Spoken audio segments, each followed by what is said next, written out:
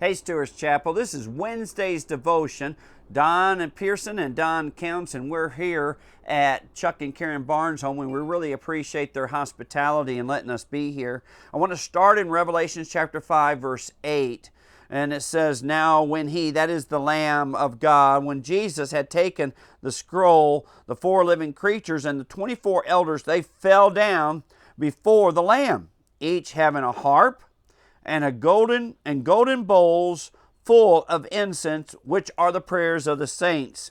So these 24 elders have in their hands a harp and bowls of incense. Not one bowl, but bowls of incense.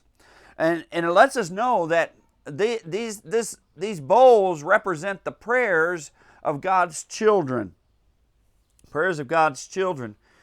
Through the years, I've noticed that not all Christians die the same when it comes to leaving lost children.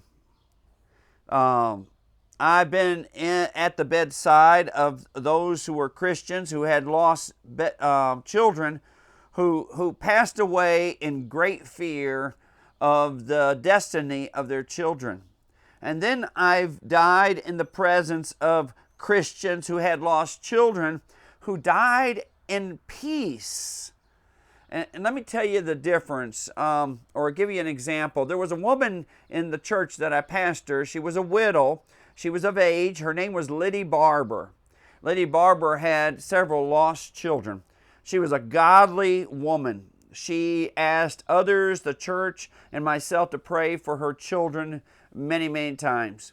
But when it came time for her to go to be with the Lord, she did so in peace.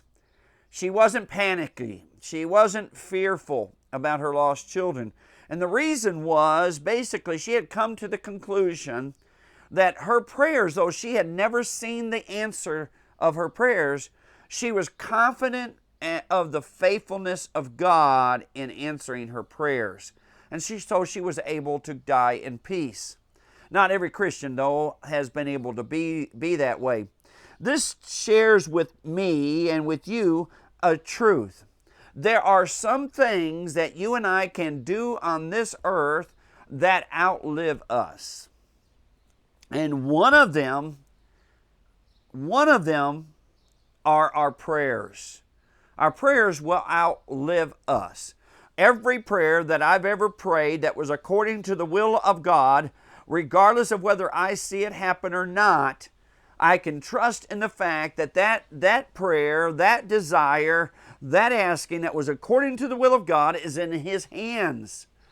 And they seem to carry on even when we pass on. There's this bowl of incense of prayers. I've had the opportunity to prayer walk many places. Now, not a lot of people have a lot of confidence in prayer walking.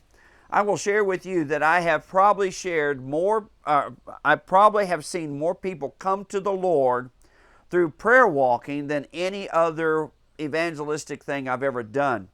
And the thing about it is, I've never really had to ask the question, memorize anything. It just seemed to happen, whether it was on a bus in Malta, or whether it was at a fruit stand in Malta, or whether it was in the front yard of a man in Bozeman, Montana, or Iowa, or Portugal, or wherever. As I'm praying and interceding for the people, God has a way of bringing people to us. One of the things I would train people to do when they do prayer walking is, from the very start, asking God for divine opportunities. He will create those. He will bring people to you. You will be on your journey and you'll walk right into them, and they will ask the questions that you seem to have to create or manufacture on your own. They'll do that. I've seen that in many, many places. One of the places I prayer walk was Quebec. Me and about 5 others, along with the missionaries, prayer walked all of Quebec, the largest cities of Quebec. Quebec City, Montreal, Sherwood, and several other large cities of Quebec. And during that time, in prayer walking, we had many, many divine encounters as we did so, and had many opportunities to share the gospel with individuals and to watch some pray and come to know Christ.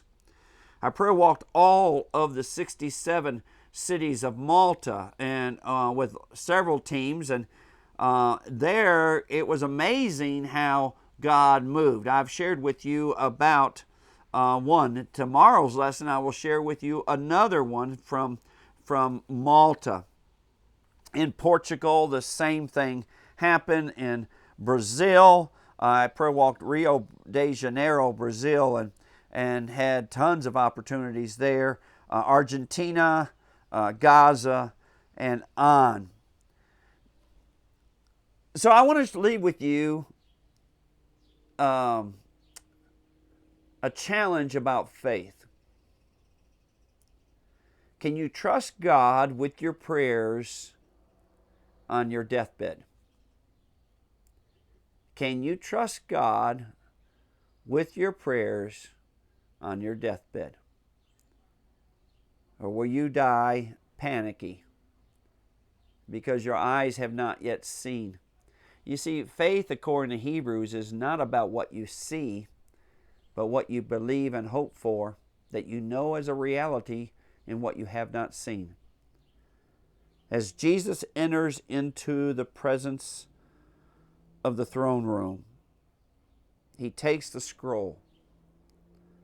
The 4 living creatures and the 24 elders all fall down. And in their hands are the prayers of the saints. Keep on praying, but keep on believing. Love you, Steers Chapel.